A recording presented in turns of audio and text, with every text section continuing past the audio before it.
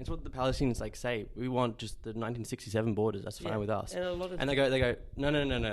This is not okay. Exactly. Yeah.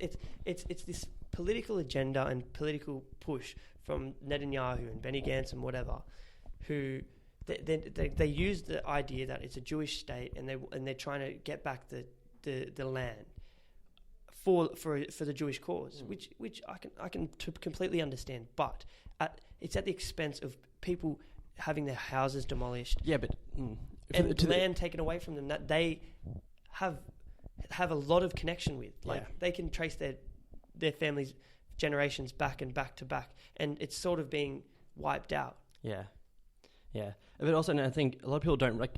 When you look at it in the West, like you look at a situation like Israel and Palestine. And you talk to some people say the Palestinians should stop bombing, Israel and all this nonsense.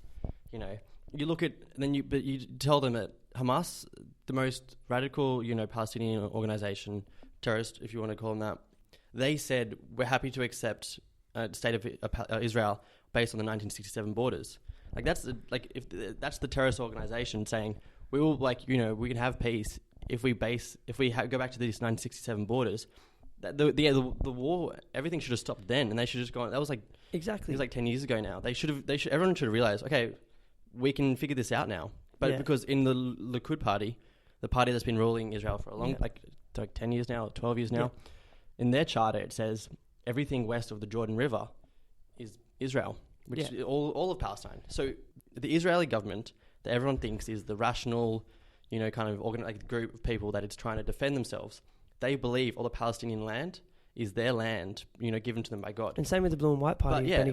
But the Palestinians don't have that view. They have the view that we want our state and you can have your state. We're ready to recognize you if you recognize us. And the comparison between the two is just so ridiculous because you have one that, the one that people claim are terrorists are ready to recognize Israel. Yeah. That's the fact that Hamas is being seen as the rational.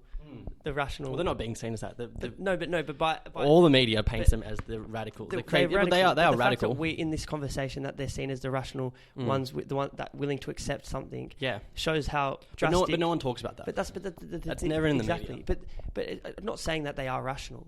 But the fact that in this conversation right now that we're having, that they're seen as rational compared to the Blue and White and the Likud, and that it just shows that there's something wrong with the Israeli message. Like there's no acceptance that maybe we can come to an agreement based on how other people and how the other countries feel, not based on this is exactly what we want and we don't want anything less. And then if we get they will not accept any criticism, and America just justifies that. And it's crazy.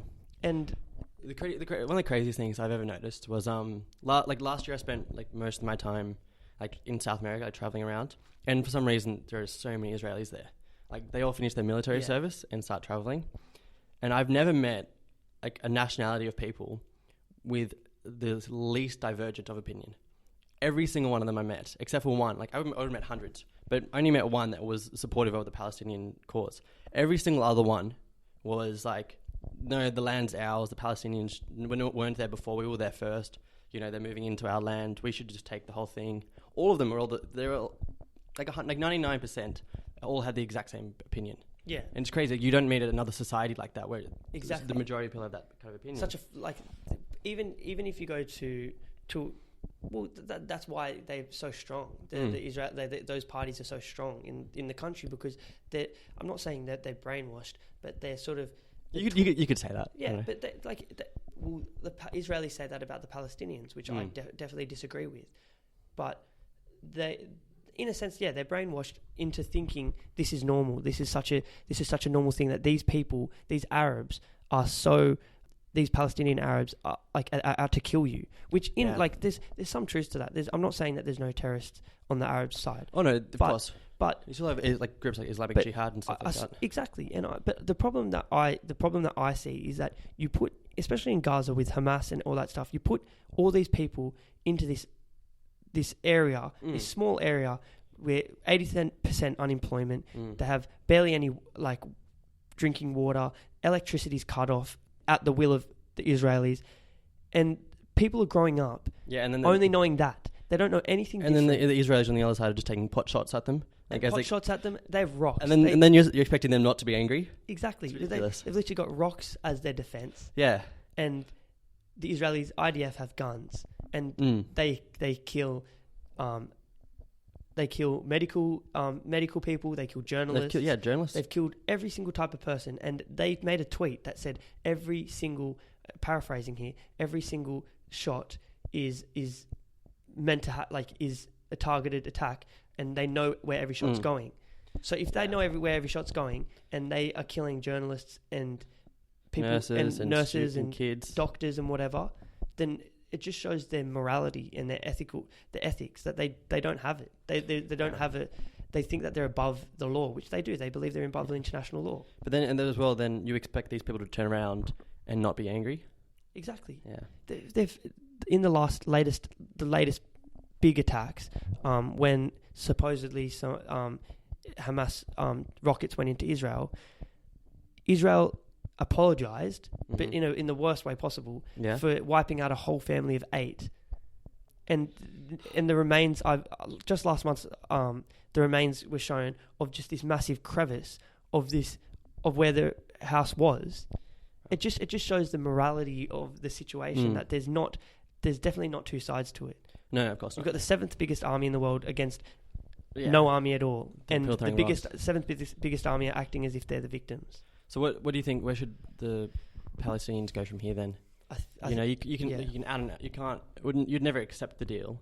A deal is unacceptable. Yeah, it's just. I think it's maybe if they consulted the Palestinians once during the process, that would have helped. Well, that's one of the things that we missed saying, was that the Palestinians weren't part of this deal at all. They weren't conferred to. They weren't asked about it. The deal is pretty much a wet dream for Israelis. Exactly. It only suits one side, and even the Times of Israel said it. The deal of the century is a cruel sham deal. Yeah.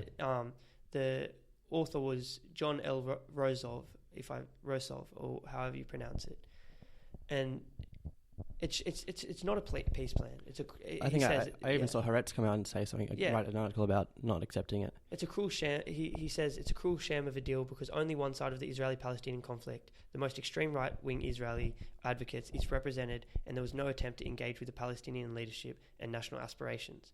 And when coming onto this as Palestine is for the future of Palestine, I think the best thing for them would be better representation in Western media and Western. Oh, that's not going to happen. It's not going to happen. But Western media and Western governments. Yeah. And Bernie Sanders came out with a tweet today. Well, I guess they're going to hope that he gets elected. So AIPAC, the American Israeli Political Action Committee. Yes. Is that right? I think that's right. Yes, it is. They came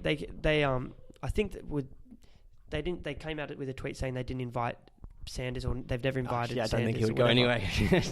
Because only the Jewish right in America are right. If you're on the left and you're a Jew, you're neglected and you're not seen as Jewish. You're not Jewish enough or whatever. Especially like Barry Weiss, if you've heard of her, yeah. She's so against anti-Semitism, but if it's against Bernie Sanders, no, it's fine. Yeah. Or someone like Bernie Sanders. Yeah. Anyway, I think I've seen her on Joe Rogan. Yeah. Is that her? Yeah, she's not the brightest, is she? I think she's intelligent, but she's intelligent in the wrong way. She uses that to attack. She works for the New York Times. Yeah. Yeah. That's her. Yeah. And some journalists in the New York Times are all right, but then they just it's minority. Exactly. It's such a wide spectrum. You've got very anyway. So Bernie came out and said, the Israeli people have the right to live in peace and security. So do the Palestinian people. I remain concerned about the platform AIPAC provides for leaders who express bigotry and oppose basic Palestinian rights. For the reason, I will not attend their conference. And then he said, as president, I will support the rights of both Israelis and Palestinians and do everything possible to bring peace and security to the region. So I believe, and I'm not sure if you believe the same, maybe you do, but that is paramount to the Palestinian cause. Yeah, I agree. Leadership that will criticize both. You can criticize the Palestinians, Hamas, and whatever, but if you can't criticize the Israeli government and their action towards the Palestinian struggle, then there's no way that anything in that area and the Middle East altogether will resolve. Yeah. Anyway, that's my opinion. Did you see? I think it was last week that Abby Martin is suing the state of Georgia. Exactly. Because they made her anti-BDS law. Yeah, it's how undemocratic is that? But the thing is, it's free speech in America. Free speech is preserved. It should be. It's the Constitution. They should have it. It's ridiculous. But unless it's what you want them to say. Yeah. These free speech rallies and whatever, they all have them. These free speech rallies at universities. We're allowed to have right-wing, conservative people to speak at them. Milo Yiannopoulos and whatever. We're allowed to have them to speak at them. No one's allowed to attack them or anything. But then when it comes to a left-wing,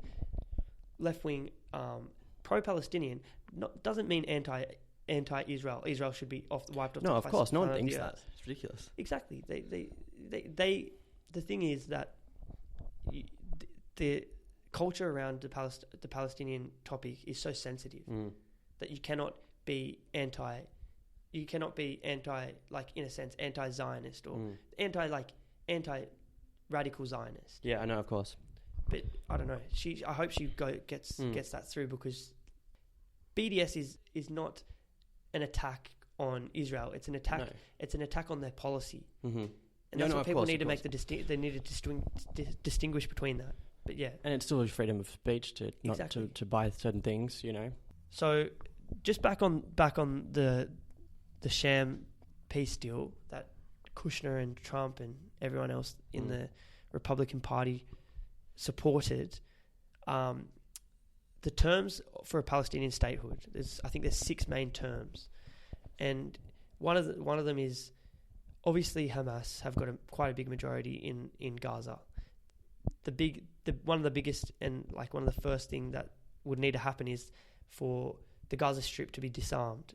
So disarm the governing authority. That's Hamas, together with the Islamic Jihad movement in Palestine and all Palestinians under their authority.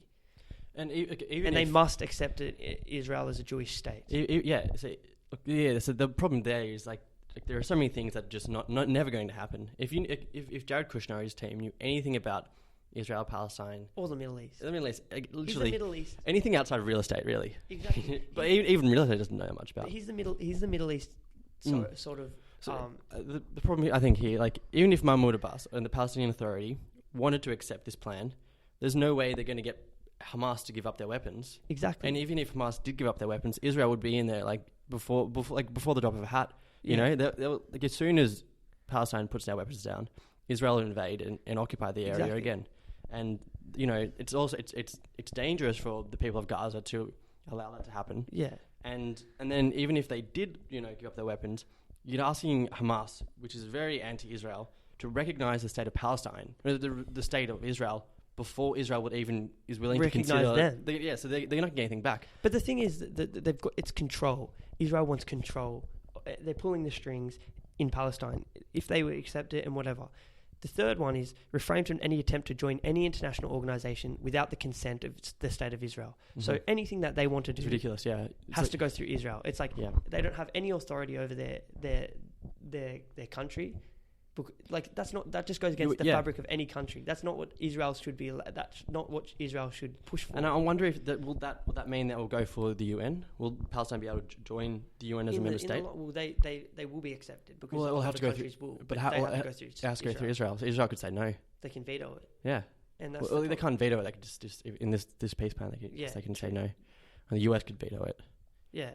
And but anyway, so there's too many rules, there's too many flaws. Yeah, there's too many roadblocks in this plan. It was definitely, and I can say this unequivocally, it was definitely made so that the Palestinians can reject it and they can push the agenda that the Palestinians do not want peace and the Israelis do in return, in actual reality. Yeah. It's the Palestinians who want their land and they will take peace if their standards and their are met. Yeah, of course. And that's the 1967 borders. It was literally. Well, I think if you're looking at like the way I like to look at the Israel-Palestine, it's really eye-opening. If you think about Israel since even the 60s or even the 50s, like since 1948, and if you think of it as Israel, their one goal is to control everything west of the Jordan River. Then everything makes much more sense. Yeah. You know, like if you look at the map in the peace plan. Up to where Jericho is, and then just across to it, like where the pretty much Palestine ends and starts, there's a huge area of land that Israel's going to annex. Yeah. And I heard Noam Chomsky speaking that, you know,